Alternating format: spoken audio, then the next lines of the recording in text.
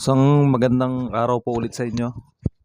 Ito pala yung layout natin para sa aircon. So kung mapapansin nyo, wala siyang masyadong pinagkaiba dun sa layout natin dun sa water pump.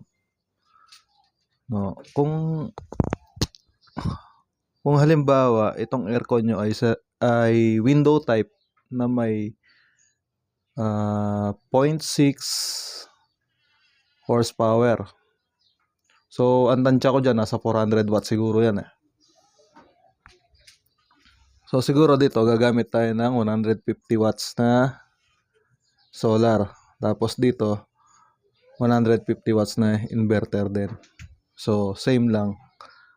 Dito pa rin siya sa load side itatap, no, para pag pinatay nyo tong aircon, patayin nyo yung breaker. Para yung sobrang harvest pa rin nun, hindi pa rin papasok dito. Kasi hindi tayo naka-net metering.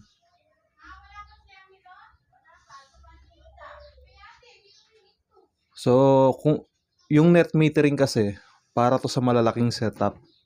Halimbawa, yung setup mo is 3.2 kilowatts. Yan, kailangan mo nang magpa-net metering nun. So, ipapa-approve mo yun dun sa electric company. Kaya lang, ang problema dyan, sobrang daming requirements yun bago ma-approve ito. So, kaya ganyan lang yung ginagawa natin. Small setup lang muna para lang mabawas-bawasan yung bill natin. So, pwede rin siguro to sa split type. No, kung halimbawa mataas itong horsepower nung aircon nyo, sabihin na natin 1.5. Siguro pwede ka nang gumamit dito ng 700. Wag lang sosobra dito, no? Kasi pag sumobra, papasok na naman yung dito sa metro nyo. Lalagay yung bill nyo. Ang purpose lang natin talaga dyan, mabawasan yung bill natin.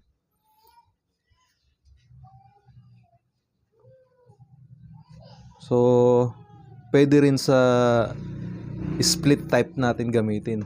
As long as meron siyang breaker. Tapos pagka alis tayo ng bahay, papatayin natin tong breaker niya. Para hindi mag-harvest tong solar. Kasi sayang lang kung hindi ka naka-net metering. I-reading pa rin ng i-reading yun nung nung metro natin. So, kung gusto nyo ng small setup na ganyan, siguro ito ang gastos nito mga nasa 10k lang. Or mga 8,000. Ganyan lang ang gastos. Kasi small setup lang naman siya. Lalo na kung magdi-DIY kayo, malaking tipid. No? So sa susunod, gagawa tayo ng layout naman para dun sa merong current limiter. Ang trabaho naman ng current limiter natin, no? Naka-design kasi 'yun para kontrolin niya yung daloy ng yung power na ibibigay niya sa bahay natin. No, kung ano lang yung kailangan ng bahay natin, yun lang yung ibibigay niya. So, kung halimbawa ang kailangan ng bahay natin is 0.5 kilowatt, yun lang ibibigay niya. Tapos lilimitahan niya na to para hindi siya kumuha dito. Or yung sobra hindi pumunta dito at hindi to maas yung bill nyo. So, yun yung trabaho ng limiter. Kontrolin yung ibinibigay na power na solar. Kung sobra man, hindi siya lalabas. So, yung kailangan nyo lang load, yun lang ibibigay ng inverter na yun.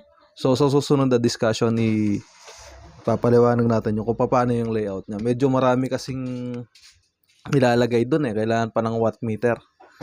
Kaya medyo matagal siya i-discuss. So, yan lang muna. Dito lang muna tayo sa mga small setup lang. So, yan. Pwede nyo rin gayahin yan para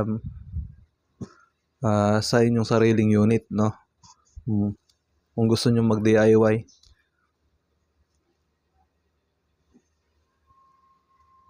Tapos, pwede rin to sa Jetmatic. Ito, para tanggalin nyo lang yan. Yung Jetmatic ilalagay nyo. Kaya lang, ilalagay nyo siya after ng thermostat.